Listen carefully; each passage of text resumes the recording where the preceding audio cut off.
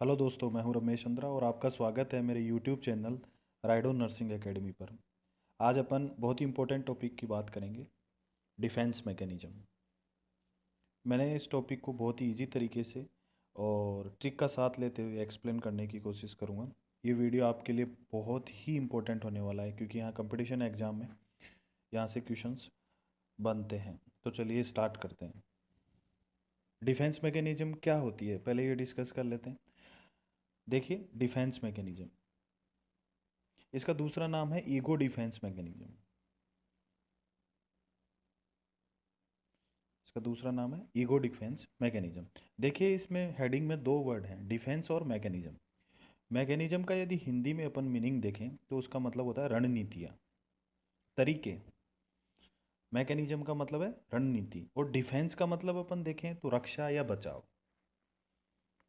तो अपन कह सकते हैं कि ऐसी रणनीतियाँ, ऐसे तरीके जिससे अपन रक्षा कर सकते हैं, बचाव कर सकते हैं। अब अपने दिमाग में दो क्वेश्चन आते हैं।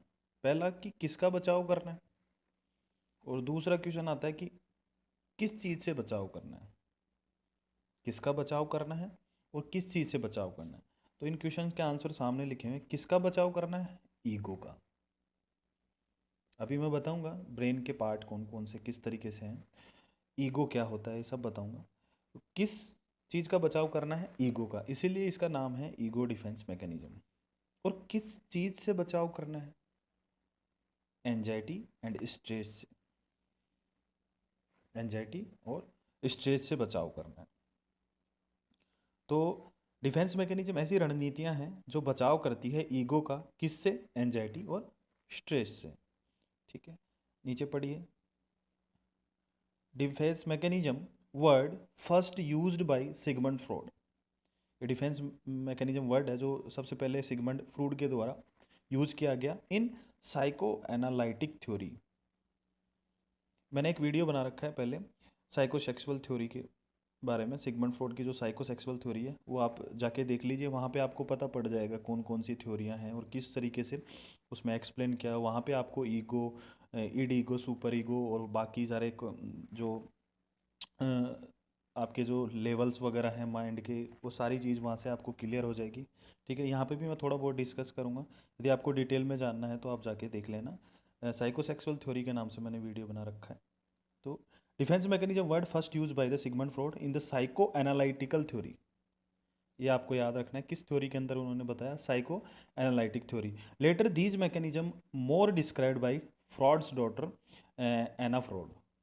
सबसे पहले आपका सिगमंड फ्रॉड ने यूज किया और उसके बाद में उसकी बेटी ने, एना फ्रॉड ने, उसको और ज़्यादा डिस्क्राइब किया। नेक्स्ट लाइन पढ़िए।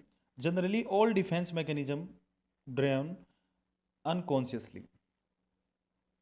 मतलब जो भी अपन डिफेंस मैकेनिज्म यूज करते हैं, ज़्यादातर डिफेंस मैकेनिज्म अपन अनकॉन्शियसली यूज करते हैं।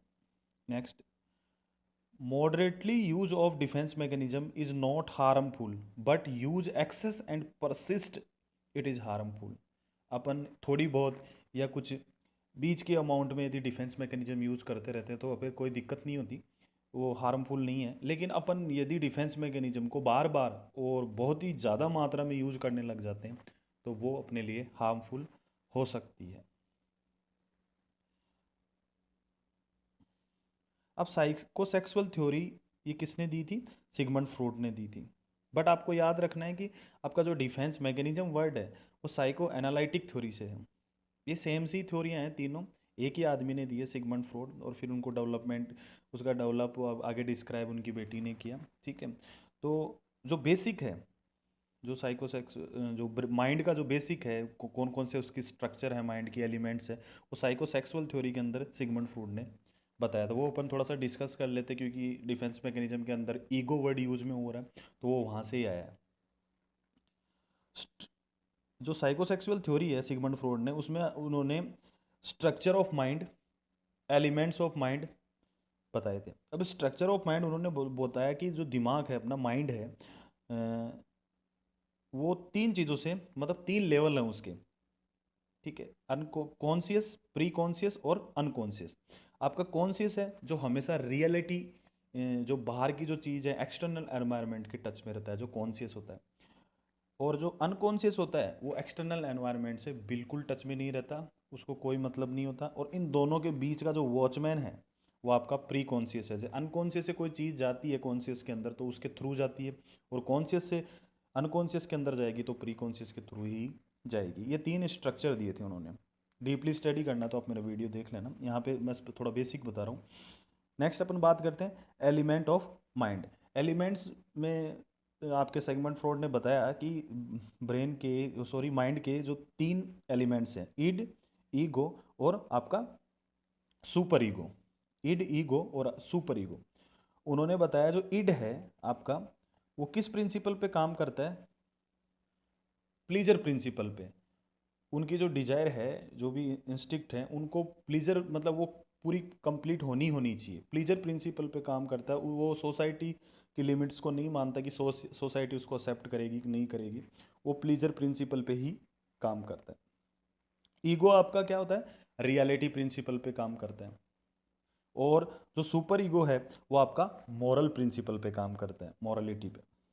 तो सिंपल सी बात करें, आपके जो स्ट्रक्चर है माइंड के जो लेवल हैं वो तीन हो गए, कॉन्शियस, प्री कॉन्शियस और अनकॉन्शियस। और एलिमेंट्स आपके हो गए ईड, ईगो, सुपर ईगो। और किस किस प्रिंसिपल पे काम करते हैं मैंने बता दिया आपको।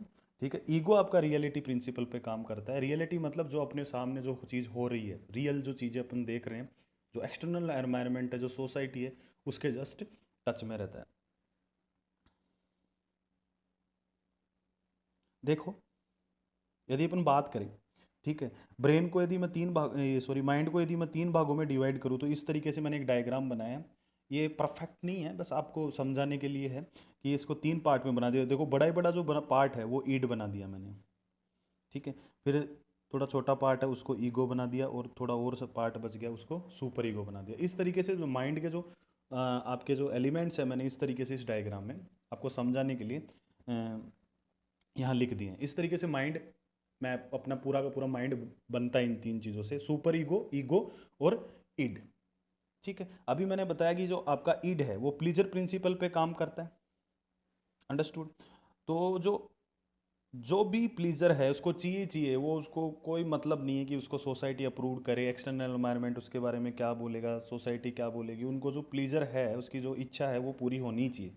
एक जिद्दी तरीके का पैटर्न होता है इसका। तो ईड किसके ऊपर फोर्स करेगा, ईगो के ऊपर, कि उसको ये चीज़ करनी चाहिए, क्योंकि वो रियल जो आपकी एक्सटर्नल एनवायरनमेंट है उसके टच में रहता है। और सुपर ईगो किस चीज़ के बारे में करता है, वो आपकी मॉरल प्रिंसिपल के ऊपर काम करता है। तो जो मॉरलिटी से रिलेटेड जो भी चीज़ें हैं उसका प्रेशर वो ईगो के ऊपर देगा। और जो रियल एनवायरनमेंट के टच में है ईगो, तो जो बाहर की जो भी कोई भी चीज़ है, जो एक्सटर्नल एनवायरनमेंट है, वो भी आपका प्रेशर किस पे देगा, ईगो। तो ईगो तीनों तरफ से गिर गया है। इड भी आपकी अपनी जिद पूरी करवाने के लिए प्लेजर प्रिंसिपल के ऊपर काम कर रहा है, और सुपर ईगो मॉरल प्रिंसिपल के ऊपर काम करता है, उसके ऊपर प्रेशर डाल रहा है कि ये चीज़ होनी चाहिए, मॉरलिटी से रिलेटेड ये चीज़ होनी चाहिए। ईड आपका जिद के लिए कर रहा है, और एक्सटर्नल एनवायरनमेंट, वो जो रियलिटी बेस जो भी चीज़ें हैं जो पूरी नहीं हो रही है, वो उसके ऊपर प्रेशर कर रही है। तो ये आपका जो ईगो है वो तीनों तरफ से घिर गया है। तो जो डिफेंस मैकेनिज्म है ये वाली, ये क्या करती है, ये ईगो की ढाल बनती है। इस ईगो के चारों तरफ एक सुरक्षा घेरा देती है, ताकि इन तीनों चीज़ों से इसको कोई डैमेज नहीं हो, एंजाइटी नहीं आए और स्ट्रेस नहीं आए। अंडरस्टूड। अब देखिए एंजाइटी किस किस तरीके की होती है। देखो, वही डायग्राम है, थोड़ा सा एडवांस में दिखा दिया है मैंने यहाँ पे। देखो ईगो पे, ये यहाँ पे अपना ईगो है, इसके ऊपर ईड प्रेशर दे रहा है, बाहर की रियलिटी प्रेशर दे रही है, और सुपर ईगो प्रेशर दे रहा है।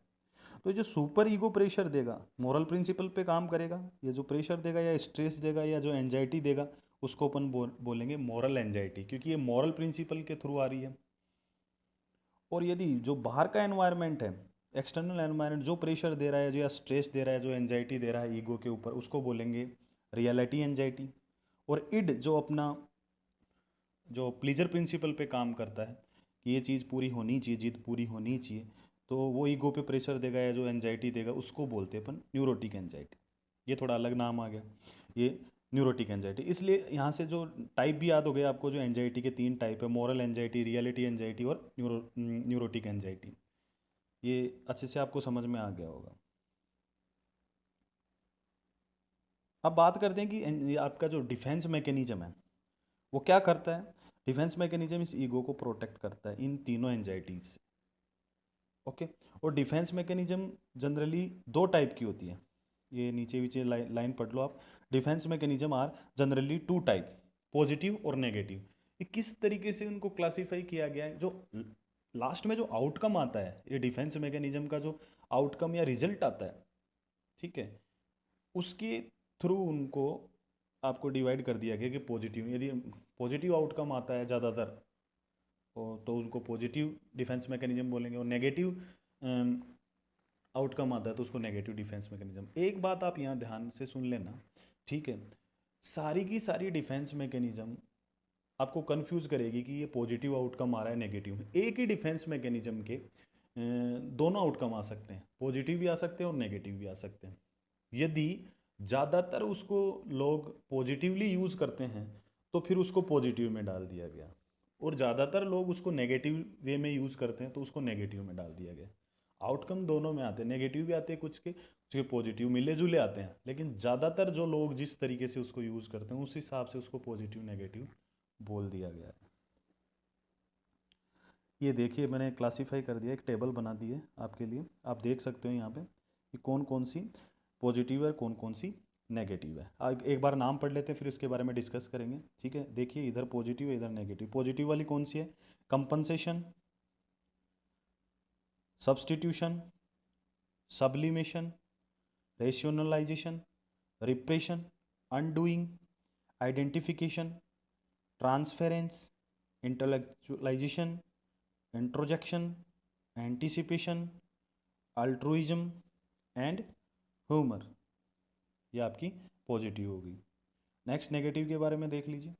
Suppression, displacement, projection, regression, fixation, fantasy, reaction formation, conversion, dissociation, denial, acting out, avoidance या इसको विड्रॉल भी बोलते हैं। ये नाम है, आपने पढ़ा होगा पहले, लेकिन जैसे मैं आज आपको बताऊंगा उस तरीके से नहीं पढ़ा होगा, आपको याद रह जाएगा, लॉन्ग टाइम तक याद रह जाएगा। सिंपल सा मैं जैसे जैसे बता रहा हूँ उस तरीके से आप अपने दिमाग में बिठा लेना। हर जो डिफेंस मैकेनिज्म है उसके अंदर कुछ मैं छोटी सी बात बताऊंगा, वो ट्रिक आपने अपने दिमाग में बिठा लेना उस वर्ड से रिलेट, फिर आप उसका जो क्वेश्चन होगा वो गलत नहीं कर पाओगे। चलिए बात करते हैं कि पहले पॉजिटिव की बात करते हैं। First one compensation. देखो वर्ड देखो आप, कंपनसेशन। कंपनसेशन इसका जो फर्स्ट वर्ड है ये कॉम, इसी से मैंने आपको एक ट्रिक दी है, कमी, ठीक है। जनरली होता क्या है कंपनसेशन में, मेकअप फॉर पर्सनल वीकनेस, ये इसकी टैग लाइन है, मेकअप फॉर पर्सनल वीकनेस। कोई भी वीकनेस है अपन में पर्सनल, उसका अपन मैकअप कर देते हैं, ठीक है। एक एक फील्ड में कमी को दूसरे फील्ड में टॉप करके दम लेते हैं। मतलब किसी चीज़ में अपने कमी है तो दूसरे फील्ड में अपन उसमें ज़्यादा परफॉर्मेंस करके उसमें अपन टॉप कर जाते हैं। इसके एग्जाम्पल देखिए, इससे आपको याद रह जाएगा कम से कमी, मतलब एक एक चीज़ में कमी है तो दूसरे फील्ड में अपन टॉप कर जाएंगे।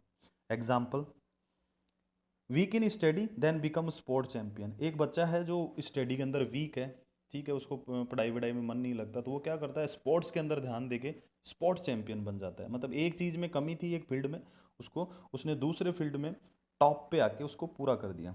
नेक्स्ट देखिए, अगली looking student got first rank in study.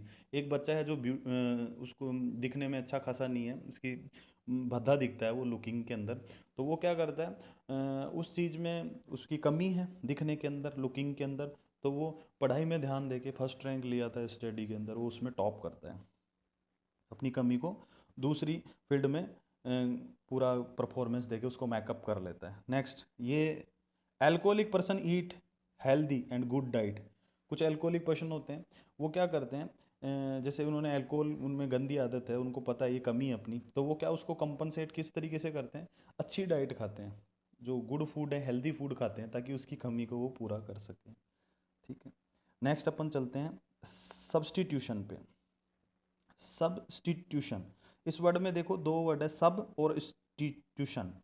तो ये याद करने के लिए है, वैसे इसका एक्चुअल मीनिंग ये नहीं होता है, ठीक है। आप को ट्रिक दी है मैंने, सब का मतलब नीचे होता है आपको पता है, और इंस्टीट्यूशन से आपको स्थिति याद रखना है, नीचे की स्थिति पे, ठीक है। वैसे हिंदी में इसको बोलते हैं प्रतिस्थापन। आपको ट्रिक याद रखनी है, सब मतलब नीचे और इंस्टीट्यूशन मतलब स्थिति, नीचे की स्थिति में आना है। मतलब अपने पास दो गोल हैं, एक फर्स्ट गोल फर्स्ट और एक गोल सेकंड। एक गोल अपन अचीव नहीं कर पाए, गोल फर्स्ट जो अनअचीवेबल है अपन नहीं कर पाए, तो अपन उसके जस्ट नीचे की स्थिति में आ जाते हैं, गोल टू अचीवेबल। मतलब दो गोल हैं, एक फर्स्ट गोल था जो अपन अचीव नहीं कर पाए, तो अपन जस्ट उसके नीचे वाला गोल जो नीचे की स्थिति में आके उसे वो दूसरा गोल है जो अपन अचीव कर पाते हैं वो कर लेते हैं, उसको बोलते हैं सब्स्टिट्यूशन, नीचे की स्थिति में आ जाना। एग्जाम्पल है इसके, देखिए, did not get admission in MBBS then choose nursing and physiotherapy. देखो MBBS इसका फर्स्ट गोल था, वो नहीं कर पाया, वो अचीव नहीं कर पाया, ठीक है। तो वो उसने क्या किया, उसके जस्ट नीचे वाला, नीचे की स्थिति उसने चूज कर ली, nursing and physiotherapy. Next, want to become national level cricket player but become a college coach, ठीक है। उसका गोल था कि वो नेशनल प्लेयर बने क्रिकेट का, लेकिन वो नहीं कर पाया, वो अचीव नहीं हो पाया उससे, तो जस्ट उसके जस्ट नीचे की स्थिति में वो कॉलेज का कोच बन गया। अंडरस्टूड, उसको बोलते हैं सब्स्टिट्यूशन। सबलिमेशन, देखो वर्ड को देखिए, सबलिमेशन, सब का मतलब वैसे ही नीचे आ गया, और लिमिशन से आपको लिमिट याद रखनी है। सब, दो चीज आ गई इसमें, सब और लिमिशन। सब का मतलब नीचे और लिमिशन का मतलब लिमिट मानो। जैसे माना कि एक लिमिट है, ये लाइन मैंने खींच दी है लाल कलर की, ठीक है, लिमिट है ये, ठीक है। उस लिमिट्स के नीचे हैं अपन, ठीक है। और वो लिमिट का यदि मैं नाम देना चाहूँ तो वो है सोसाइटी। मतलब एक सोसाइटी की लिमिट है, अपने पास एक रेखा है, ठीक है, अपन उसके नीचे हैं। मतलब सोसाइटी अपन को अप्रूव्ड नहीं कर रही है, सोसाइटी के अंदर अपन अनएक्सेप्टेबल हैं, तो अपन क्या करेंगे, उससे ऊपर जाएंगे उस लेवल से और एक्सेप्टेबल बन जाएंगे। मतलब कहने का मतलब ये है कि अपन नीचे की लिमिट में थे, सोसाइटी की जो लिमिट थी अनएक्सेप्टेबल थी सोसाइटी के लिए, उस चीज़ को अपन ऊपर ले गए, ठीक है, एक्सेप्टेबल में ले गए, सोशल एक्सेप्ट हो गए, ठीक है। एग्जाम्पल दे के, सबलिमेशन का मतलब ये होता है कि कोई डिज़ायर है अपनी, वो जो सोसाइटी के लिए अनएक्सेप्टेबल है, सोशल अनएक्सेप्टेबल है, तो उसको अपन क्या करते हैं, एक्सेप्टेबल में बदल देते हैं। एग्जाम्पल देखिए, strong competitive and aggressive feeling, बहुत ही कम्पिटिटिव और अग्रेसिव मतलब गुस्से वाली एक फीलिंग होती है किसी बंदे के अंदर, तो ये सोसाइटी अप्रूव नहीं करेगी उस चीज़ को, तो वो क्या बन जाता है, फुटबॉल प्लेयर। फुटबॉल में भागना दौड़ना होता है, कंपटीशन चलता रहता है बॉल को पकड़ने का, और अग्रेसिवनेस भी होती है उसमें, दौड़ना भागना। तो वो उसकी क्या, जो गुस्से वाली और जो कंपटीशन वाली फीलिंग थी वो अनएक्सेप्टेबल थी, लेकिन उसने किस चीज़ में, प्लेयर के अंदर, उसने फुटबॉल के अंदर दिखाई, उसको उसने एक्सेप्टेबल में बदलिया। पहले लिमिट के नीचे वाली थी, उसको उसने उसको निखार के उसमें एक्सेप्टेबल में लेके आ गया, ठीक है। Second, more aggressive feeling become boxer and soldier. कुछ लोगों में गुस्से की प्रवृत्ति बहुत ज़्यादा होती है, तो वो बॉक्सर बन सकते हैं। गुस्सा एक्सेप्टेबल नहीं है सोसाइटी के अंदर, तो वो क्या करते हैं, बॉक्सर बन जाते हैं या सोल्जर सैनिक बन जाते हैं, ठीक है। नेक्स्ट है, लॉस्ट हिज लवर, और वो क्या बन गया, पोइट्री अबाउट लव। एक ऐसा बंदा है जिसने अपने लव्ड वन को खो दिया है, ठीक है, तो वो उसी दुख में रहे, वो उस तरीके से रहे, तो वो सोसाइटी के लिए एक्सेप्टेबल नहीं है, तो वो क्या करने लग जाता है, वो अपनी जो एनर्जी है, वो डीप वाला जो उसका पेन है, उसको क्या कर देता है, एक्सेप्टेबल थिंग में बदल देता है, पोइट्री में ले आता है उसको। और पोइट्री आप जानते हो एक्सेप्टेबल है सोसाइटी के अंदर, ठीक है। दोबारा इसको देख लीजिए एक बार, सब मतलब नीचे, लिमिटेशन मतलब लिमिट के नीचे थे, अपन उसको जंप करेंगे, ठीक है, एक्सेप्टेबल अनएक्सेप्टेबल से एक्सेप्टेबल में चले जाएंगे। नेक्स्ट, रेशनलाइजेशन, ठीक है। इसमें देखिए एक वर्ड रेशनल आपके दिमाग में आ जाएगा, रेशनल। जैसे अपन क्वेश्चन करते हैं, जैसे एनक्लेक्स वगैरह के क्वेश्चन है, उसके अंदर अपन क्वेश्चंस वगैरह करते हैं और लास्ट में रेशनल दिए होते हैं, वो कारण दिया होता है उस क्वेश्चन का कि ये इसमें ये ऑप्शन ही सही क्यों है। रेशनल का मतलब होता है कारण, ठीक है। तो इसमें दो वर्ड है, रेशनल और जेशन, ठीक है। तो रेशनल का मतलब आप कारण समझ लीजिए, और जेशन से जस्टिफाई कर लीजिए, जेड से ही जे जस्टिफाइड, और जेशन जय जय जैसे सेम सा साउंड सा वर्ड है ना।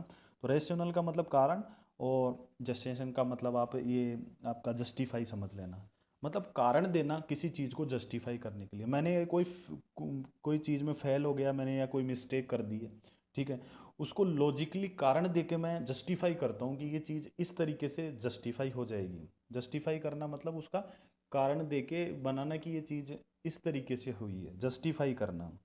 ठीक है, एक्सक्यूज देना। एग्जाम्पल, इसका सबसे सरकारी एग्जाम्पल ये है इसका, सब इसका एग्जाम्पल देते हैं। ग्रेप्स आर श्योर, आपने बचपन में कहानी पढ़ी होगी, लोमड़ी अंगूर के लिए बहुत सारी बहुत देर तक उछलती है, फिर वो नहीं मिलते हैं तो वो कहती है कि अंगूर खट्टे हैं। ठीक है, अब देखो उसका फेल्योर है, उस वो अंगूर को पकड़ नहीं पाई, उतना जंप नहीं कर पाई, उसको हाथ नहीं लगे, वो फेल हो गई। लेकिन वो जस्टिफाई कैसे करती है, उसको कारण देती है कि अंगूर तो खट्टे होते हैं, इसलिए मैंने नहीं पकड़े वो, इसलिए मैं नहीं करूँगी कोशिश। जस्टिफाई कर दिया उसने एक कारण देके। ठीक है, दूसरा देखिए, स्टूडेंट फेल्स इन एग्जाम और वो बोलता है इवाल्यूएशन फॉल्ट बाय द एग्जामिनर। एक स्टूडेंट वो क्या एग्जाम के अंदर फेल हो गया, अब किसी ने पूछा भाई फेल क्यों हो गया, तो वो बोला कि यार एग्जामिनर ने कॉपी सही से चेक नहीं की, उसका फॉल्ट है। मतलब उसने जो अपनी जो गलती है, उसने जो फेल हुआ उसको जस्टिफाई कर दिया एग्जामिनर के थ्रू, कि एग्जामिनर ने गलती वो थोड़ा उसकी वजह से मैं फेल हो गया। ठीक है, देखो एक एक आगे आएगा प्रोजेक्शन और रेशनलाइजेशन में। इस एग्जाम्पल के कारण आप कंफ्यूज हो सकते हो, इस एग्जाम्पल को अपने दिमाग में बिठा लेना कि ये स्टूडेंट फेल होता है और वो उसका जिम्मेदार किसी टीचर को एग्जामिनर को बताता है, तो वो प्रोजेक्शन नहीं कर रहा, वो उसके ऊपर ब्लेम नहीं कर रहा, बस वो अपनी गलती को छिपाने के लिए उसको जस्टिफाई कर रहा है अपने आप को। प्रोजेक्शन एक अलग चीज़ होती है, एक चीज़ होता है अपनी गलती को एक्सप्लेन करना, अपनी गलती मानना और उसको जस्टिफाई करने की कोशिश करना। और प्रोजेक्शन में क्या होता है, अपनी गलती नहीं मानते, अगले वाले की गलती है, मेरी तो बिल्कुल नहीं है, ऐसा होता है। इसके अंदर अपनी गलती मानते हैं और फिर उसको जस्टिफाई करते हैं। ठीक है, नेक्स्ट है no car justify by risk in driving. एक बंदे के पास कार नहीं है, किसी ने पूछा तू कार क्यों नहीं ले लेता भाई, तू पैदल क्यों आता जाता है, तो वो बोलता है यार कार चलाएंगे और अपन उसको चलाएंगे तो कहीं एक्सीडेंट हो जाए, उसमें रिस्क है, जान जाने का जोखिम है, इसलिए मैं कार नहीं लेता। ठीक है, तो वो अपनी जो मिस्टेक है या जो फेल्योर है, वो कार नहीं ले पाता, क्या पता उसके पास और कुछ कारण होंगे, लेकिन वो जस्टिफाई करता है कि ये दिक्कत है, इस एक्सीडेंट वगैरह हो जाए, अपने को आपको जस्टिफाई कर लेता है रेशनलाइजेशन में। कारण और जस्टिफाई, रेशनल से कारण और जस्टिफिकेशन से जस्टिफाई। ठीक है, नेक्स्ट चलते हैं, रिप्रेशन। देखो री का मतलब क्या होता है, री का मतलब दोबारा, सम सिंपली। ठीक है, और प्रेश का मतलब होता है दबाना, बस ये दो वर्ड याद रख लीजिए आप। री का मतलब आपका दोबारा और प्रेस का मतलब दबाना। अब प्रेस का मतलब दबाना है तो अपन दबाएंगे क्या, कोई भी फीलिंग या जो स्ट्रेसफुल कंडीशन है उसको दबाने की कोशिश करेंगे। ठीक है, जहाँ पे भी प्रेस आए आप समझ लेना अपनी भावना को, या जो फीलिंग आ रही है, जो स्ट्रेसफुल कंडीशन है, तो इवेंट है या स्टिमुलाई, उसको दबाने की कोशिश करेंगे। तो दो तरीके से दबा सकते हैं अपन, एक तो कॉन्शियसली दब सकता है या एक अनकॉन्शियसली दबा देंगे, धीरे धीरे अपने आप ही भूल गए अनकॉन्शियसली, और एक अपन कॉन्शियसली जोर दे के उस चीज़ को दबा रहे हैं। तो दो तरीके की हो सकती है। तो यदि अपन अनकॉन्शियसली दबा रहे हैं तो उसको बोलते हैं रिप्रेशन। ठीक है, और यदि कॉन्शियसली दबा रहे हैं तो उसको बोलेंगे सप्रेशन। याद रखना इस चीज़ को, अनकॉन्शियसली किसी चीज़ को अपन भूल रहे हैं या उसको दबा रहे हैं तो वो आपकी कहलाएगा रिप्रेशन, और यदि कॉन्शियसली अपन किसी चीज़ को दबा रहे हैं या भूल रहे हैं उसको बोलेंगे आपका सप्रेशन। ये इधर इसलिए साइड में मैंने लिख दिया ताकि आपको, तो इसको याद रखने के लिए मैंने एक ट्रिक बनाई है। RUSC, जैसे अपन पूछते हैं किसी को आर यू स्टूडेंट, ठीक है, वैसे RUSC, इस तरीके से एक एक दो बार बोलिए आप अपने मन के अंदर, या इसको स्क्रीनशॉट ले लेना ताकि आपके दिमाग में रहे। RUSC, RUSC, इसका मीनिंग देख लीजिए। आर का मतलब आपका रिप्रेशन, सॉरी, आर का मतलब आपका रिप्रेशन और यू का मतलब अनकॉन्शियसली। अंडरस्टूड। नेक्स्ट आपका एस का मतलब सपरेशन और सी का मतलब कॉन्शियसली। ठीक है, इस चीज़ में दोनों चीज़ काम में आ जाएगी, आप वहाँ कंफ्यूज नहीं हो, इसलिए मैंने आपको ये बता दिया है ट्रिक। RUSC, आर मतलब रिप्रेशन, यू का मतलब अनकॉन्शियसली, मतलब रिप्रेशन में अनकॉन्शियसली किसी चीज़ को दबाते हैं। एस का मतलब आपका सपरेशन और सी का मतलब कॉन्शियसली, मतलब सपरेशन के अंदर अपन कॉन्शियसली किसी चीज़ को फॉरगेट करते हैं या दबाते हैं। ठीक है, अब देखो यहाँ पे मैंने स्टार्टिंग में बताया, री का मतलब होता है दोबारा, ठीक है, और प्रेस का मतलब दबाना। तो ये री वाला ये समझ में नहीं आया अभी तक, ठीक है। आपको मैंने बताया नहीं कि ये री का मतलब क्या है, प्रेस का मतलब दबा दिया, कॉन्शियसली अनकॉन्शियसली भी बता दिया, ये चीज़ रह गई। री दोबारा क्यों, इसका मतलब री क्यों लिखा है यहाँ पे। देखो ऐसा होता है, किसी चीज़ को अपन अनकॉन्शियसली भूल रहे हैं, ठीक है। अभी देखो मैं बताता हूँ, इसको पहले पढ़ लीजिए। Unconsciously forget about stressful event and stimuli. Unconsciously मतलब अपन धीरे धीरे धीरे अपने आप टाइम गेल भूल जाते हैं, मतलब टाइम अपने आप उसको भुला देता है अपना। मारवाड़ी में बोलते हैं ना कि कोई भी चीज़ अपन टाइम गेल भूल जाते हैं, ठीक है। आपका जो टाइम है वो बेस्ट हीलर है, किसी भी चीज़ को हील करता जाता है, भुला देता है। कोई भी स्ट्रेसफुल इवेंट होता है, वो चीज़ बात है यहाँ पे। तो इसका एग्जाम्पल देख लीजिए। A person forget his childhood painful event over the time, ठीक है। मतलब एक एग्जाम्पल बताता हूँ मैं आपको। एक लड़का है जिसको बचपन के अंदर उसके फादर बहुत मार देते हैं, कोई भी छोटी सी गलती की मारते मतलब वो उसकी बहुत ही पिटाई हुई है बचपन के अंदर, ठीक है। वो अब्यूज़ हुआ है बहुत ज़्यादा, ठीक है। फिर धीरे धीरे धीरे धीरे धीरे धीरे धीरे क्या होता है, वो आदमी बड़ा होता है, धीरे धीरे उन चीज़ों को भूल जाता है और वो एडल्ट एज में आ जाता है, ठीक है। वो जो उसको उसको जो मानसिक प्रताड़ना थी या शारीरिक प्रताड़ना थी, वो धीरे धीरे अनकॉन्शियसली भूल जाते हैं, इसको बोलते हैं रिप्रेशन। वो भूल जाता है। लेकिन यदि वो बड़ा होने के बाद या बहुत समय बाद में वैसी ही कंडीशन कहीं देखेगा, जैसे वो जा रहा था और वहां पे देखता है कि किसी छोटे बच्चे को कोई मार रहा है, तो उसको वो याद आ जाएगी कि अपने को भी पापा ऐसे मारते थे, अपने फादर ऐसे मारते थे बुरी तरीके से, तो वो चीज़ दोबारा आएगी। इसलिए मैंने यहाँ पे री लिखा था, दोबारा। अब वो उस टाइम पे दोबारा आएगी ना, तो वो इतना भयंकर असर करेगी उसके अंदर, और बहुत ही ज़्यादा स्ट्रेस और एंजाइटी कोज करेगी, और उसके कारण उसमें फिजिकल सिम्टम भी आ सकते हैं। मतलब मेंटली स्ट्रेस के कारण फिजिकल सिम्टम, जैसे हेडेक और वैसे सीजर टाइप के, या कुछ पसीना आ जाना, ठीक है। कुछ लोग तो अंधे बहरे जैसा या पैरालिसिस जैसा भी सिम्टम दिखा देते हैं, उसको बोलते हैं कन्वर्जन, ठीक है। जो रिप्रेस्ड जो थिंक है, जो अपने आप भूली गई है, यदि वो वापस उठती है ना, तो वो बहुत ही बल्क के अंदर प्रेशर लेके आती है, बहुत ही बल्क के अंदर एंजाइटीज लेके आती है, और उसके कारण अपना उनके फिजिकल साइंस भी आ जाते हैं, फिजिकल साइन एंड सिम्टम भी आ जाते हैं, उनको बोलते हैं कन्वर्जन। तो ये री उसको याद रखने के लिए मैंने इधर डाला है। बस आपको एक बात याद रखना है कि रिप्रेशन के अंदर अपन अनकॉन्शियसली भूलते हैं, और सप्रेशन के अंदर कॉन्शियसली भूलते हैं। और री का मतलब आपको मैंने एग्जाम्पल से बता दिया, वो कन्वर्जन में जाके अपन स्टडी करेंगे। दूसरा एग्जाम्पल यहाँ देखिए आप। A person jealous about his friend success but unaware about this feeling, ठीक है। एक दो दोस्त हैं जो साथ में खेलते थे, अब बड़े हो गए, पढ़ के अच्छे से दोनों ने साथ पढ़ाई की, एक सक्सेस हो गया, तो उसके अंदर उसके अपने दोस्त के प्रति एक ज्वेलसी, ईर्ष्या की भावना आ जाती है। लेकिन वो अनकॉन्शियसली दब जाती है, उसको खुद को पता नहीं होता कि उसके वो फीलिंग है, वो अनअवेयर है उस फीलिंग के बारे में कि ये ईर्ष्या कहाँ से आई। वो धीरे धीरे सप्रेस हो जाती है, ठीक है। धीरे धीरे रिप्रेस हो जाती है, सॉरी सप्रेस नहीं होगी, वो धीरे धीरे रिप्रेस हो जाती है। अनकॉन्शियसली वो अनअवेयर है, अपन को पता है अपना दोस्त है, उसने हार्ड वर्क किया है, तो वो सक्सेस हो गया, लेकिन फिर भी अपने दिल में क्या होता है, उसके प्रति ज्वेलसी होती है। अनकॉन्शियसली फिर अपन उसको वो दब जाती है, रिप्रेस्ड हो जाती है। नेक्स्ट चलते हैं अनडूइंग पे।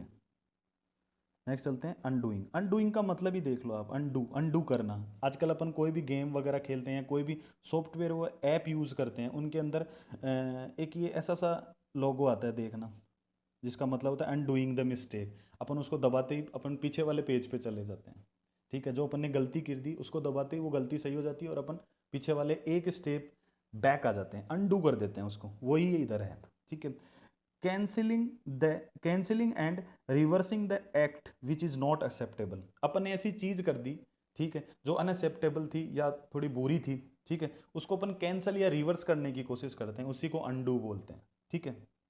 एग्जाम्पल देखिए, फर्स्ट वन है, daughter shout daughter shout at her father as there is no petrol in the car and she is getting late for office, bring a favourite film to her father to watch, ठीक है, इसका मैं simple सा बता देता हूँ।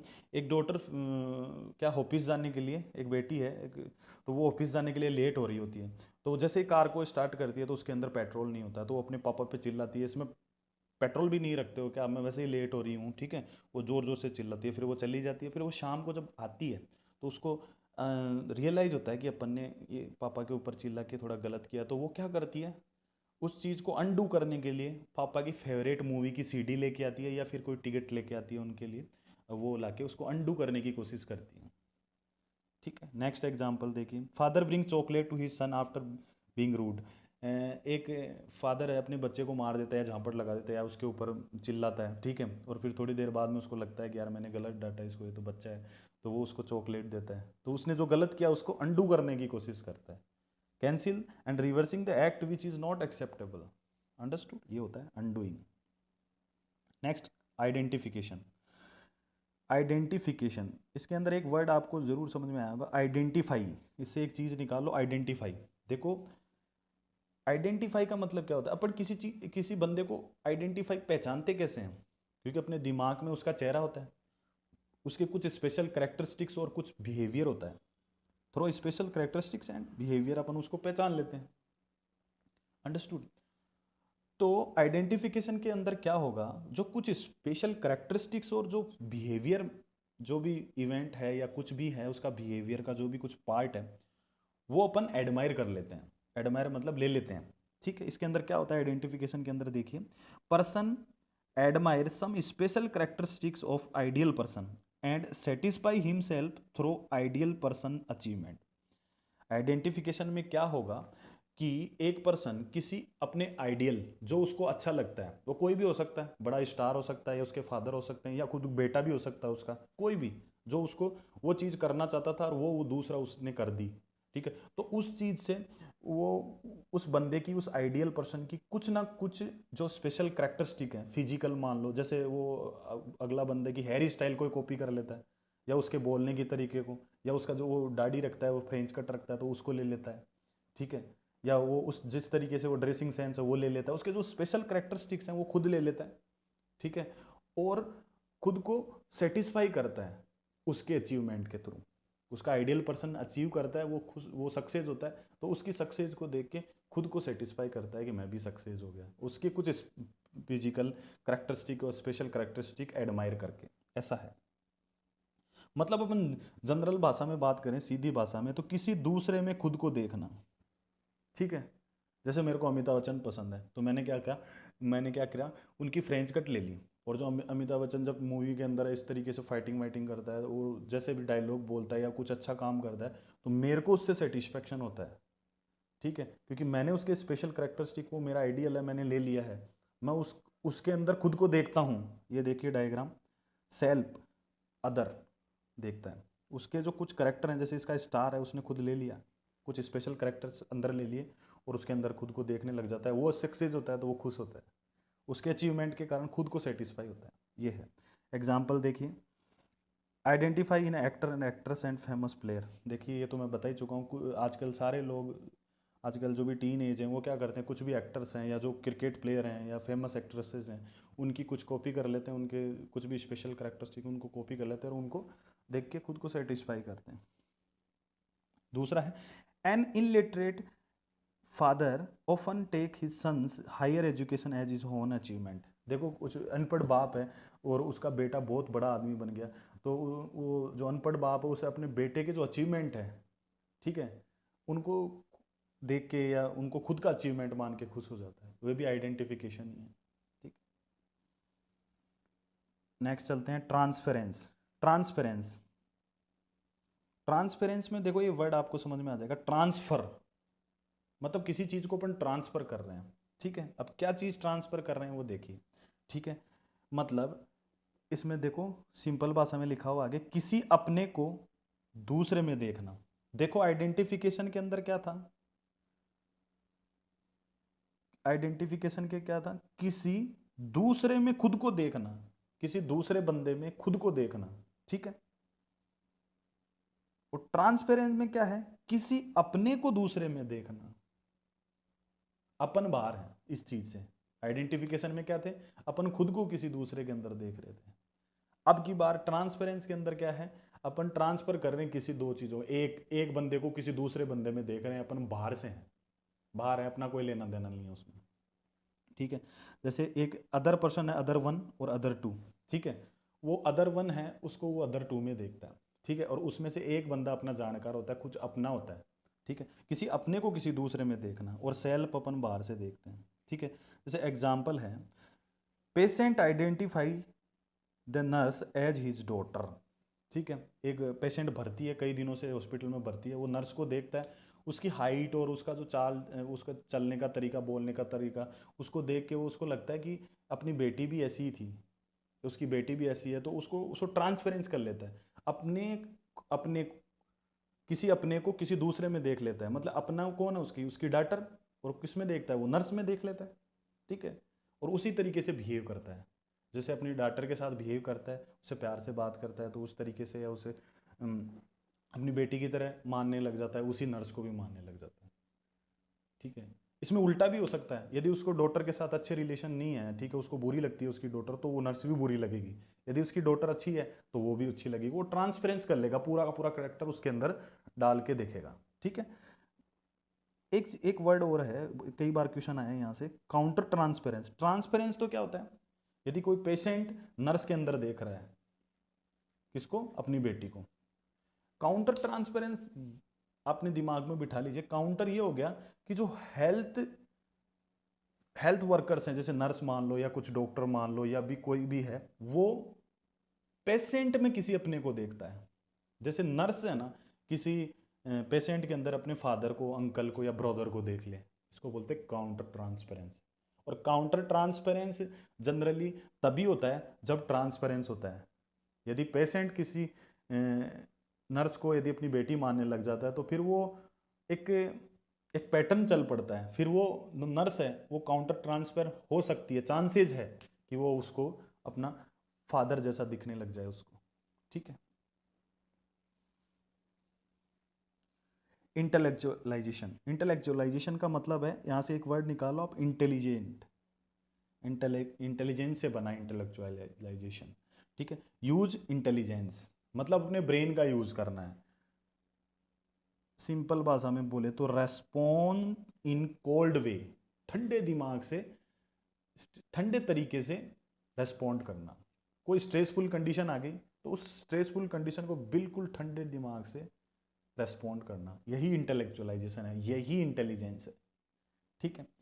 देखो इसके अंदर क्या है, don't talk about stressful aspect of the event, only focus the logical aspect of event to overcome the stress. इसके अंदर साफ साफ लिख दिया कि किसी कंडीशन से स्ट्रेस आ रहा है, किसी इवेंट से स्ट्रेस आ रहा है, तो उसका जो स्ट्रेसफुल एस्पेक्ट है उस पर बात नहीं करते हैं, उसका जो लॉजिकल एस्पेक्ट है, जो कि टेंशन नहीं करता है, ठीक है, उसके ऊपर फोकस कर देते हैं स्ट्रेस को कम करने के लिए। एग्जाम्पल देखिए, after the father that Rocky received a call from his sister and he replied that we will meet in the funeral। ऐसा है कि एक आदमी है, ठीक है, उसका फादर मर गया, तो उसकी सिस्टर है उस आदमी की, वो कॉल करती है कि पापा जी की डेथ हो गई है।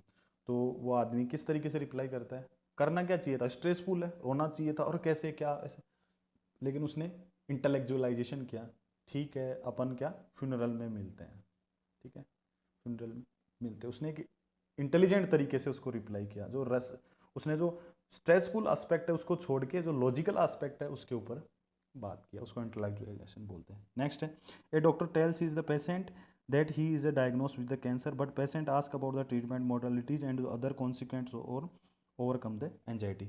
इसका मतलब ये है कि डॉक्टर किसी पेशेंट को बोल रहा है कि आपके कैंसर डायग्नोस हुआ है, या कुछ भी ऐसी चीज़ है जो डायग्नोस हुई है जो कि घातक है, तो पेशेंट को क्या टेंशन होनी चाहिए, लेकिन वो पेशेंट क्या कर रहा है, उस टेंशन वाले एस्पेक्ट के ऊपर जोर नहीं दे रहा है, वो क्या कर रहा है, उसको ओवरकम करने के लिए वो लॉजिकल एस्पेक्ट पे आता है कि ये कैंसर कितने लोगों में होता है, इसका ट्रीटमेंट कैसे ये सही हो जाता है, कितने लोगों में ठीक हो जाता है, और इसके क्या क्या इस तरीके से हैं, मतलब वो एक लॉजिकल एस्पेक्ट पे आ जाता है कि इसका कैसे इलाज करना है, किस किस तरीके से ट्रीटमेंट करना है अपनी एंजाइटी को ओवरकम करने के लिए। नहीं तो उसको टेंशन में आना चाहिए था कि और ये क्या है कैंसर, वो वगैरह रोने लग जाए, या उसके टेंशन हो जाए, एंजाइटी हो गई, ठीक है, ये है, लेकिन उसको उस एंजाइटी को कम करने के लिए वो लॉजिकल एस्पेक्ट में आ गया, उसके ट्रीटमेंट मोटोलॉजीज, ये किस तरीके से होता है, क्यों होता है, कैसे हुआ, इसके ट्रीट क्या क्या करना पड़ेगा, कितने दिन में ठीक हो जाऊंगा वगैरह, उस चीज़ के ऊपर वो बात करने लग जाता है डॉक्टर से, ताकि एंजाइटी रिड्यूस्ड हो। इसको बोलते हैं इंटेलेक्चुअलाइजेशन। नेक्स्ट, इंट्रोजेक्शन। इंट्रोजेक्शन वर्ड से देख लो, इंट्रो का मतलब होता है अंदर, ठीक है, जैक्सन का आप याद रख लो इंजेक्शन। देखो एक इंजेक्शन का डायग्राम बनाया मैंने, ठीक है, ये इंजेक्शन है और इसके अंदर ये लाल दवाई भरी हुई है। ये लाल दवाई क्या है? पर्सन्स वैल्यू एंड करेक्टरिस्टिक्स, ऊपर लिखा हुआ है देखिए, पर्सन्स वैल्यू एंड करेक्टरिस्टिक, मतलब किसी दूसरे पर्सन के वैल्यू, ठीक है, और उसके करेक्टर एक इंजेक्शन में भर के किसी के लगा दो, पूरा का पूरा उसके वैल्यू और करेक्टरिस्टिक्स उसके अंदर चले जाएंगे, ठीक है। Deep part of the persons life and influence behaviour. अब वो जो आपने जो दवाई लगाई है, जो आपने पूरे के पूरे वैल्यू इंट्रोजेक्ट कर लिए अंदर, ठीक है, तो उसका जो जो इफेक्ट आने वाला है वो बहुत डीप आएगा और उसके बिहेवियर को भी इन्फ्लुएंस करेगा वो। अंडरस्टूड? अब देखिए ऐसा एक जगह पहले भी हुआ है, अपन ने स्टडी किया है आइडेंटिफिकेशन के अंदर। उसमें क्या करता है, एडमायर सम स्पेशल करेक्टरिस्टिक्स, उसमें कुछ गुण या कुछ करेक्टरिस्टिक्स जो छोटे मोटे फिजिकल करेक्टरिस्टिक उनको अपनाता है, ठीक है, और फिर खुद को उसमें देखता है। यही था आइडेंटिफिकेशन के अंदर, उसकी जो भी अचीवमेंट है उससे खुद सेटिस्फाई होता है। लेकिन इंट्रोजेक्शन के अंदर क्या करता है, इंजेक्शन लगेगा, पूरा का पूरा वैल्यू, मतलब वो जैसा है उसकी जो करेक्टरिस्टिक्स हैं वो पूरे के पूरे अपने अंदर इंजेक्ट करेगा, जो उसकी वैल्यूज हैं, उसके जो करेक्टरिस्टिक्स हैं अपने अंदर डीपली इंस्टॉल कर लेता है और अपना पूरा बिहेवियर चेंज कर लेता है, वैसा का वैसा ही सेम। एग्जाम्पल देखिए, woman introject her husband value and characteristic because he always want to life free. मतलब एक ऐसी लेडी है जो हमेशा फ्री जीना चाहती थी, ठीक है, अब उसकी शादी हो गई और उसका हस्बैंड फ्रीली लाइफ जीता है, ठीक है, तो मतलब दोनों चीज, वो चाहती थी फ्री जीना और उसका हस्बैंड फ्री जीना चाहता है, तो वो क्या करती है कि यदि अपन अपने हस्बैंड के जो करेक्टरिस्टिक्स हैं, उसके जो जो जैसे रहता है वो अपने अंदर यूज अपन इंस्टॉल कर लेंगे, उस तरीके के इंट्रोजेक्ट कर लेंगे, तो अपन भी फ्री जी पाएंगे। तो वो क्या करती है, अपने हस्बैंड के जो भी करेक्टरिस्टिक हैं कि वो कैसा जीता है, सिंपल और सोफिस्टिकेटेड बंदा है, तो उसके जो सारे के वैल्यू और करेक्टरिस्टिक्स हैं वो अपने अंदर इंट्रोजेक्ट कर लेती है, और फिर वो उसको इस तरीके से वो जैसे जी रहा है बाहर वैसा ही खुद को फील करती है, इंट्रोजेक्ट कर लेती है पूरा का पूरा। इंट्रोजेक्शन के अंदर पूरे के पूरे वैल्यू एंड करेक्टरिस्टिक इंट्रोजेक्ट किए जाते हैं और आइडेंटिफिकेशन के अंदर सम स्पेशल करेक्टरिस्टिक एडमायर किए जाते हैं। Next, anticipation. देखो एंटी का मतलब हमेशा उल्टा होता है कि यार तू मेरे एंटी क्यों चल रहा है, एंटी मतलब उल्टा। सिपेशन से आपको सी लेना ओनली, मतलब आपको इसको ट्रिक याद रखनी है, एंटीसिपेशन मतलब एंटी सी, एंटी मतलब उल्टा, उल्टा सी, ठीक है, उल्टा सी। देखो ये डायग्राम बना हुआ, ये आप हो, ठीक है, और ये उल्टा सी बना हुआ है, ठीक है। अब देखो इसको एक्सप्लेन करता हूँ मैं, पहले देखिए इसको पढ़ लीजिए। अपकमिंग स्ट्रेसफुल इवेंट, मतलब आने वाला एक स्ट्रेसफुल इवेंट को प्रेजेंट में इमेजिन करके आने वाली प्रॉब्लम को कम करना। मतलब एक 2 दिन बाद में मेरे को कोई काम है या कुछ ऐसा काम है, एग्ज़ाम है मान लो कोई मेरी, या कोई भी ऐसा स्टेज परफॉर्मेंस है, उसके कारण मेरे को कुछ दिक्कत होने वाली है। जैसे मैं डॉक्टर हूँ, तो ऐसे मानो कि मैं डॉक्टर हूँ तो मेरा कल एक ऑपरेशन है बहुत इंपॉर्टेंट, ठीक है, या फिर ऐसे मान लो कि मैं वकील हूँ तो मेरा किसी कोर्ट में एक बहुत बड़ा केस कल हैंडल करना है, इस तरीके से कोई भी फील्ड हो, ठीक है, तो इसमें क्या करना है, जो अपकमिंग इवेंट है, जो आने वाला इवेंट है, उसके अंदर जो टेंशन है, उसकी आज टेंशन हो रही है, तो क्या करते हैं उस इवेंट को, जैसे मैं कल कोर्ट में क्या बोलूँगा, ठीक है, उसकी आज ही इमेजिन करता रहता हूँ दिमाग में, और मेरे को प्रॉब्लम्स आना स्टार्ट हो जाती है कि मैं ऐसे करूँगा तो आगे से ये प्रॉब्लम आएगी, तो उन प्रॉब्लम्स को पहले ही दूर कर लेना। मतलब आने वाले जो इवेंट को पहले ही दिमाग में जी लेना, और उससे जो भी प्रॉब्लम्स आएगी उनको आइडेंटिफाई करके उनको सही कर लेना, अपने स्ट्रेस को कम कर लेना, इसको बोलते हैं एंटीसिपेशन। एग्जाम्पल देखिए, exam, propose day, stage performance, surgery day, ये मैंने बता दिया आपको, ठीक है। एग्जाम है किसी की, ठीक है, कल उसका टेंशन, प्रपोज, कोई लड़का किसी लड़की को प्रपोज करने वाला, तो वो दिमाग में ऐसा है कि कल क्या होगा पता नहीं, तो वो सोच रहा है कि मैं ऐसे जाऊंगा ऐसे करूंगा, तो इस तरीके की दिक्कत आ सकती है। ठीक है, स्टेज परफॉर्मेंस, कल मेरा स्टेज परफॉर्मेंस, तो क्या क्या दिक्कत आएगी। सर्जरी डे, मतलब कोई डॉक्टर है तो वो सर्जरी कैसे फॉलो करेगा यार, उसके अंदर बहुत कॉम्प्लिकेटेड सर्जरी है, कुछ कॉम्प्लिकेशन नहीं आ जाए ऐसे। अब इसको याद करने का तरीका देखो, ऐसा है, ये उल्टा सी है, ठीक है, और आप यहाँ खड़े हो, ठीक है, मतलब आप कल जाओगे, मतलब थोड़े दिन के बाद में या 2-3 दिन के बाद में अपकमिंग आगे जाके उस चीज़ को फेस करोगे, यहाँ आओगे, सी के आप यहाँ पे, मतलब आप यहाँ पे आके इस इवेंट को कैप्चर करोगे, ठीक है। ए आप हो और ये सी उधर है, उधर की तरफ मुंह कर रखा है, मतलब अभी आप आपसे दूर है वो, ठीक है। आपको फ्यूचर के अंदर या अपकमिंग इवेंट है वो, वहाँ जाओगे आप और इसको अचीव करोगे, इस इवेंट को जीवोगे। आपको क्या करना है, एंटीसिपेशन के अंदर उल्टा कर देना है सी को, इस कंडीशन को इस तरीके से कर देना है, आज पे ले आना है इस कंडीशन को, मतलब आज अपनी तरफ कर लिया उसको, ठीक है, और इवेंट को आज ही इमेजिन करके जी रहे हो और उससे आने वाली प्रॉब्लम्स को आइडेंटिफाई कर रहे हो। इस तरीके से याद रखना है। उल्टा सी, यदि सीधा सी होता तो वो उधर की तरफ मुंह है, मतलब 1-2 दिन बाद में होएगा वो चीज़। अब आपने क्या कर लिया, उसको अपनी तरफ कर लिया, उल्टा सी कर लिया, मतलब आज ही जी रहे हो आप इमेजिन में, इमेजिनेशन करके उसको, उस प्रॉब्लम, उसमें जो आने वाली प्रॉब्लम्स उसको आज ही सॉर्ट आउट कर रहे हो और आने वाली प्रॉब्लम्स के ऊपर प्रिपेयर कर रहे हो, ठीक है, और अपनी एंजाइटी को कम कर रहे हो। यदि ऐसा नहीं करेंगे तो वो एंजाइटी होती रहेगी, कल क्या होगा, कल क्या होगा, कल क्या होगा। इससे अच्छा है उसको आज ही जी लो दिमाग के अंदर, तो आपको पता पड़ जाएगी कि ये हो सकता है और उसको सोल्व कर दो। Next, altruism. अल्ट्रुइज्म का मतलब होता है परोपकार, परोपकार, अल्टोकार, ठीक है, परोपकार अल्टोकार, इस तरीके से याद रखनी है। अल्टो से आपको अल्ट्रुइज्म याद रह जाएगा, और अल्टोकार परोपकार सेम सा वर्ड है, अल्टर परोपकार। परोपकार मतलब किसी दूसरे का भला करना, ठीक है। इसमें देखो, satisfy himself by helping others to achieve their goals and desire, मतलब मैं कुछ कर नहीं पाया, ठीक है, मैं कुछ नहीं कर पाया, या मैं क्या कर रहा हूँ अभी, किसी दूसरे ग्रुप की या किसी पर्सन की जो डिज़ायर्स हैं या उनके जो गोल्स हैं उनमें अंदर हेल्प कर रहा हूँ, और वो यदि सक्सेस होते हैं तो उनको देख के मैं खुद खुश हो रहा हूँ, मैं अपने आप को सेटिस्फाई कर रहा हूँ। एग्जाम्पल, वॉलेंटियर्स होते हैं जो किसी दूसरे की सहायता करके खुश होते हैं, स्वयंसेवी होते हैं, ठीक है, वो दूसरे की सहायता या परोपकार करके खुश होते हैं। जैसे इसका एग्जाम्पल आप मदर टेरेसा भी ले सकते हो, वो दूसरों की वो लेडी बहुत ही रेस्पेक्टफुल है, वो क्या करती थी, दूसरों की सेवा करती थी, अपनी परवाह किए वगैरह बिना वो दूसरों की सेवा करती थी, तो उनको दूसरों की सेवा करने में अच्छा लगता था, वो उनकी खुद की डिज़ायर पूरी होती थी, वो सेटिस्फाई मानती थी खुद को। ह्यूमर, ह्यूमर का मतलब सिंपल सा है, person mask his pain by the funny aspect of stimuli and event, मतलब कोई टेंशन वाली बात है उसको जोक में ले लेना, मजाक में ले लेना।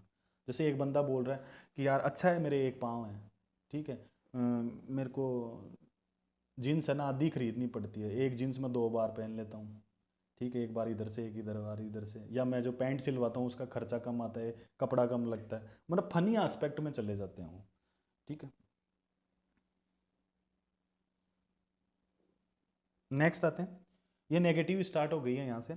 सप्रेशन, सप्रेशन का मीनिंग मैं पहले ही बता चुका हूँ, जहाँ पे भी प्रेश आए मतलब दबाना, सप्रेशन का मतलब यह था, RUSC था ना उसमें, तो R का मतलब था आपका रिप्रेशन और U का मतलब था अनकॉन्शियसली, मतलब अनकॉन्शियसली दब रहा था वो था आपका रिप्रेशन, और SC का मतलब है, S का मतलब सप्रेशन और C का मतलब कॉन्शियसली दबाना। तो किसी चीज़ को अपन कॉन्शियसली भूलेंगे, कॉन्शियसली दबाएंगे, रिप्रेशन के अंदर अनकॉन्शियसली होता है वो। Consciously try to forget about the stimuli and painful event, जैसे मेरे को गुस्सा आ रहा है, एग्जाम्पल देखो, मेरे को गुस्सा आ रहा है और मैं उसको दबाने की कोशिश कर रहा हूँ, मैं गिन रहा हूँ 1 2 3 4 5, 1 से लेकर 10 तक गिनती कर रहा हूँ ताकि मेरे को गुस्सा नहीं आए, मैं उस गुस्से को बाहर नहीं निकालूँ, जिससे कि क्या स्ट्रेसफुल एनवायरनमेंट क्रिएट नहीं हो। सप्रेशन, मैं जानबूझ के दबाता हूँ उस चीज़ को। नेक्स्ट, डिस्प्लेसमेंट, देखो इसको याद रखने का, डिस्प्लेसमेंट में डिस, डिस से याद रख लो डिस्चार्ज, ठीक है, और प्लेस का प्लेस है ही, मतलब अपन किसी जगह डिस्चार्ज होएंगे, प्लेस का मतलब जगह, और डिस्चार्ज का मतलब डिस्चार्ज होना। जैसे मेरे को गुस्सा आ रहा है, मैं डिस्चार्ज कैसे होऊंगा, उस गुस्से को निकाल के। अंडरस्टूड। तो अपन को डिस्चार्ज होना है किसी प्लेस के ऊपर। प्लेस का मतलब दो चीज हो सकते हैं, ठीक है, मोर हार्मफुल प्लेस या ऑब्जेक्ट, या और दूसरा है आपका लेस हार्मफुल प्लेस या ऑब्जेक्ट। देखो, आपको गुस्सा या डिस्चार्ज आपका जो गुस्सा है उसको बाहर निकालना है, डिस्चार्ज होना है किसी जगह, तो आप कौन सा चूज करोगे, हार्मफुल वाला या लेस हार्मफुल वाला? जहाँ पे अपन को नुकसान कम हो वहाँ पे करेंगे। जैसे मैं स्टूडेंट हूँ, ठीक है, और मेरे को टीचर ने मारा, ठीक है, अब मैं वहाँ पे गुस्सा निकालूंगा, मेरे को गुस्सा तो आएगा, मेरे को मारा क्यों, ठीक है, तो मैं वहाँ पे निकालूंगा, तो वहाँ पे हार्मफुल है, ठीक है, वो जगह सही नहीं है, ठीक है। लेकिन मैं घर पे आके अपने छोटे भाई को या जो मेरा कुत्ता है उसके ऊपर वो गुस्सा निकालूं, डिस्प्लेस कर दिया। निकालना कहाँ था, मोर हार्मफुल से लेस हार्मफुल पे निकाल दिया।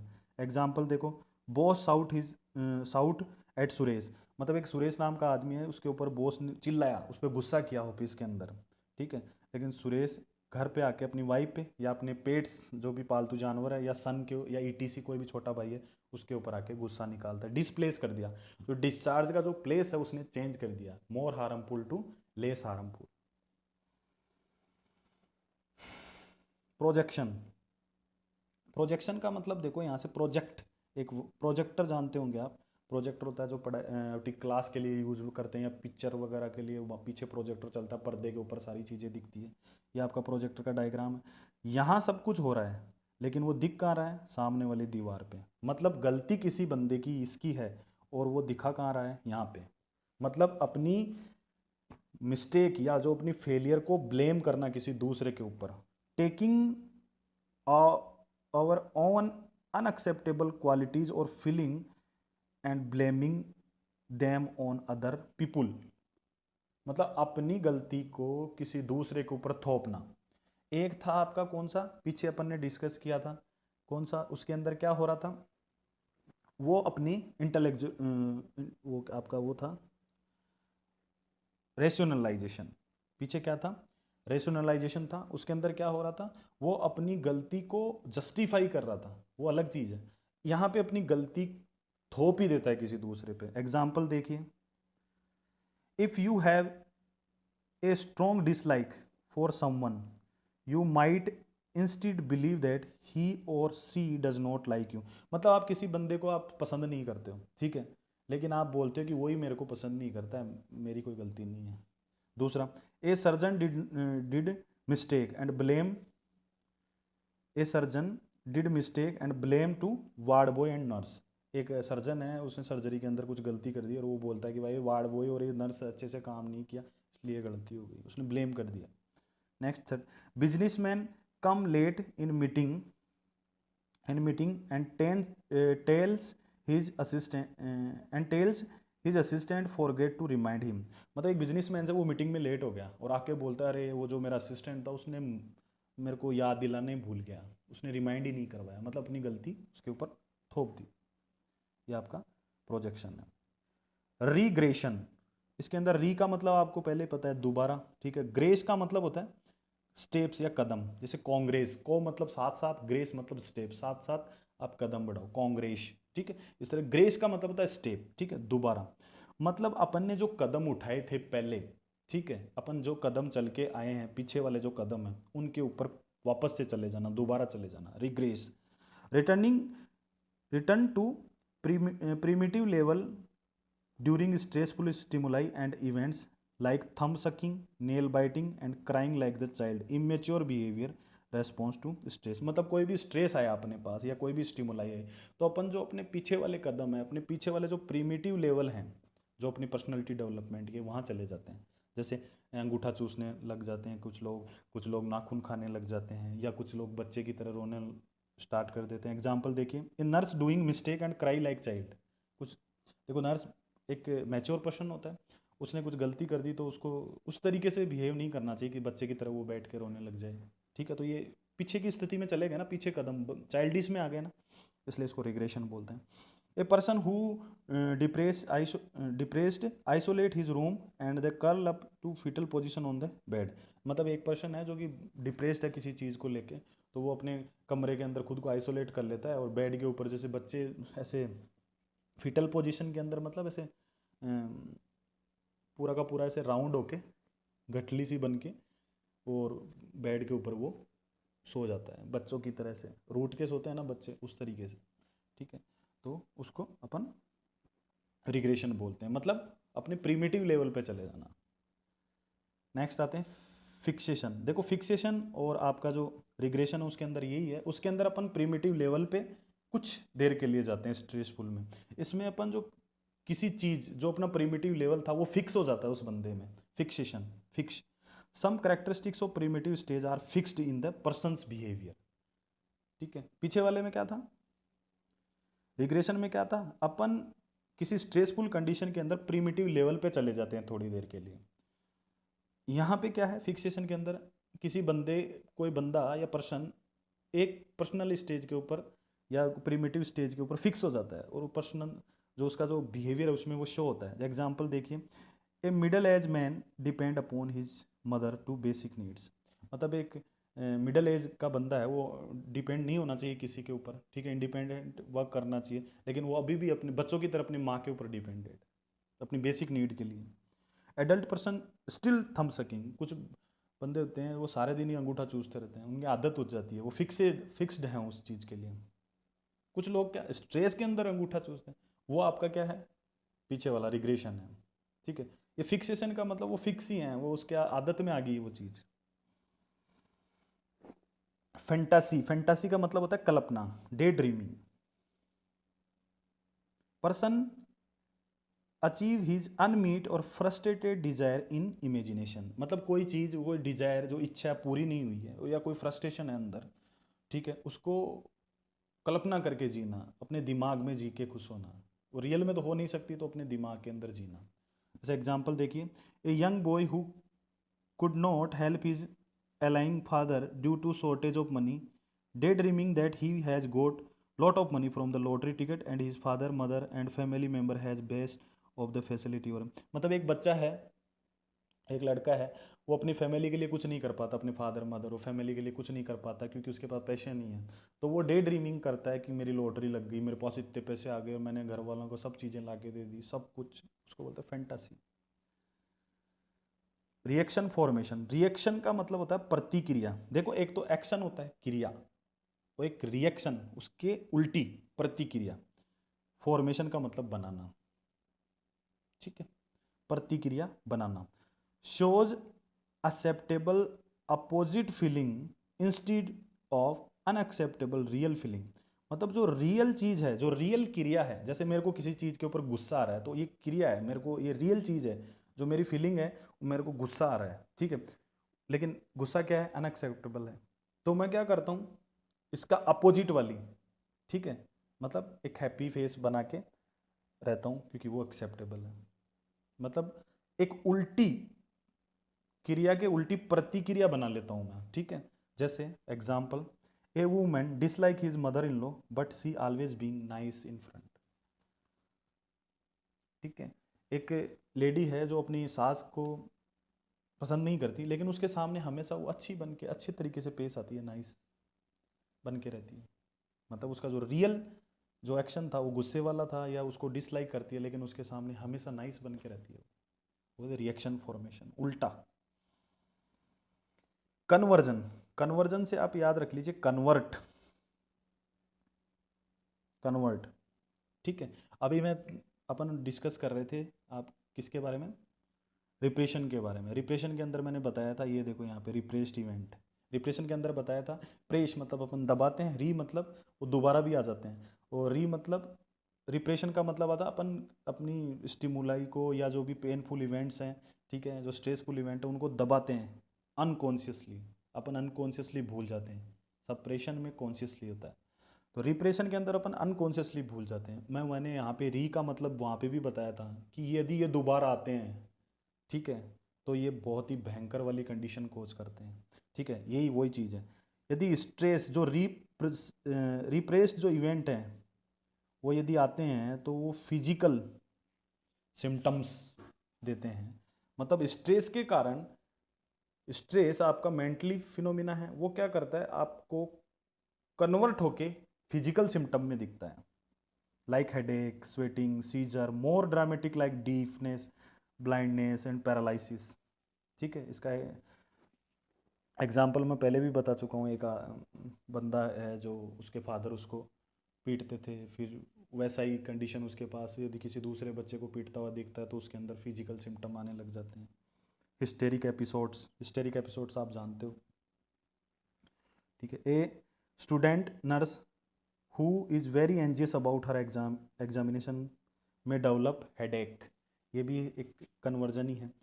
ठीक है, एक स्टूडेंट नर्स है, उसकी एग्ज़ाम है, तो उस एग्ज़ाम की वजह से, उस टेंशन की वजह से उसको फिजिकल सिम्टम्स डेवलप हो जाते हैं, नोजिया, हेडेक वगैरह जैसे कुछ। ये कन्वर्जन हो गया। मतलब जो भी कोई स्ट्रेसफुल कंडीशन है उसका फिजिकली प्रेजेंटेशन होना कन्वर्जन कहलाता है। ठीक है, और ज़्यादातर ये कन्वर्जन जो रिप्रेस्ड इवेंट होते हैं उनकी वजह से ही आते हैं। डिसोसिएशन का मतलब, डिस मतलब हटना, एसोसिएशन मतलब जो जुड़ाव था, जुड़ाव से हटना मतलब संपर्क टूटना। It is generally happens after trauma and abuse. मतलब एक ऐसा पर्सन है जिसके पास कुछ फिजिकली या मेंटली ट्रॉमा हुआ है, ठीक है, या उसके साथ कुछ अब्यूज़ हुआ है, ठीक है, उसके बाद में ही ये डिसोसिएटिव डिसऑर्डर्स या डिसोसिएशन, ये जो वर्ड है ये आता है। ठीक है, संपर्क टूटना इसका मतलब ये है। इसके अंदर क्या होता है, for some time the person detached with the reality and forget the particular event. मतलब कोई पर्टिकुलर इवेंट के लिए जो चीज़ हो रही है उसको बिल्कुल भूल जाता है, वो पूरा का पूरा रियलिटी से डिटेच हो जाता है, डिसोसिएटेड, संपर्क टूट जाता है उसका रियलिटी से, और जो भी उस टाइम पीरियड के अंदर जो भी कुछ हुआ उसको कुछ याद नहीं रहता है। एग्जाम्पल, पार्शियल एमनेसिया, मतलब पार्शियल का मतलब आंशिक, एमनेसिया मतलब लॉस ऑफ मेमोरी। डिनाइल का मतलब होता है मना करना। रिफ्यूज़ द रियलिटी, मतलब जो रियलिटी है उसको मना कर देना कि ये नहीं हो सकता। जैसे example, a someone's loved one dead but she and he and she says that she and he is alive. मतलब कोई आदमी है, यदि उसका कोई लव्ड वन मर गया तो वो बोलता है कि ये वो मरा नहीं है, जिंदा है। मतलब वो रियलिटी को एक्सेप्ट नहीं करता है, रिफ्यूज़ करता है रियलिटी से।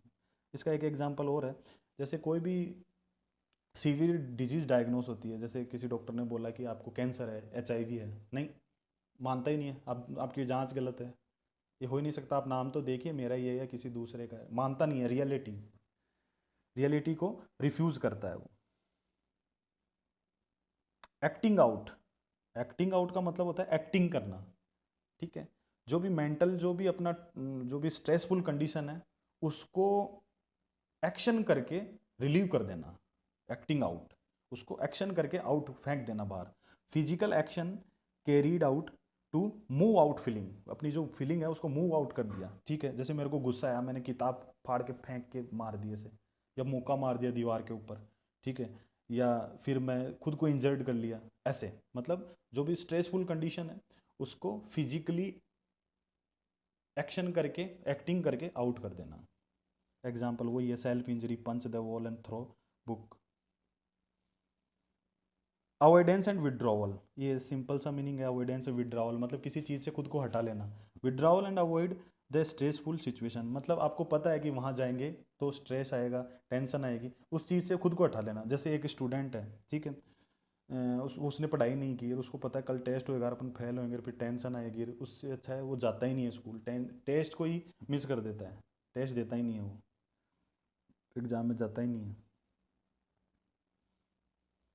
तो यहाँ पे अपनी डिफेंस मैकेनिज्म कंप्लीट होती है। Thank you. यदि आपको अच्छा लगा तो वीडियो को लाइक कीजिए, अपने दोस्तों के साथ शेयर कीजिए।